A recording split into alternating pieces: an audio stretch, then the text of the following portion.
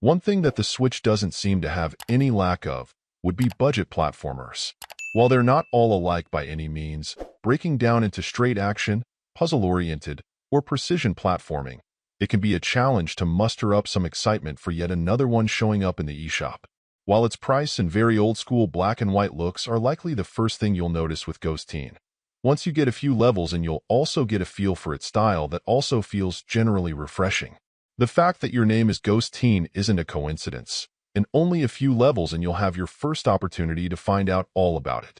It's a little unnerving the first time you realize your only remaining option is to essentially kill your character, but it turns out that's all to plan, with you then turning into a ghost that you can control to float to higher areas or through otherwise inaccessible walls. You will need to use a portal to return to human form in order to exit each stage, but thankfully this is handled mostly in an intuitive way. What's nice is that this hook does manage to make the gameplay feel more fresh than the norm, adding just enough complexity with new rules and considerations to be interesting. One oddity that threw me off at first is that sometimes the solution to a particular room is easier than you may assume.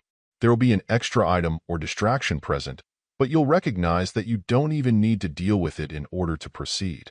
While perhaps this is intentional, just to make people think a bit more critically, I'll admit that it did seem a bit odd periodically, and that can lead to the difficulty feeling very up and down at times. All in all, I'd hardly say it's perfect, but even with as many titles as I tend to play, this did manage to feel fresh and at least mildly inventive. There are elements like box pushing and needing to activate switches to trigger doors that certainly are quite familiar, but the further along you go, the more you'll see a real need to consider the order of what needs to be done in order to be successful.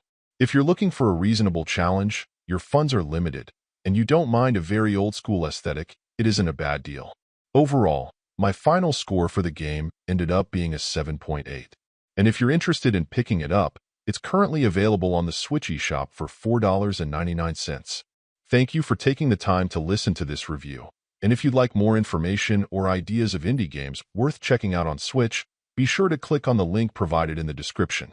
Until next time.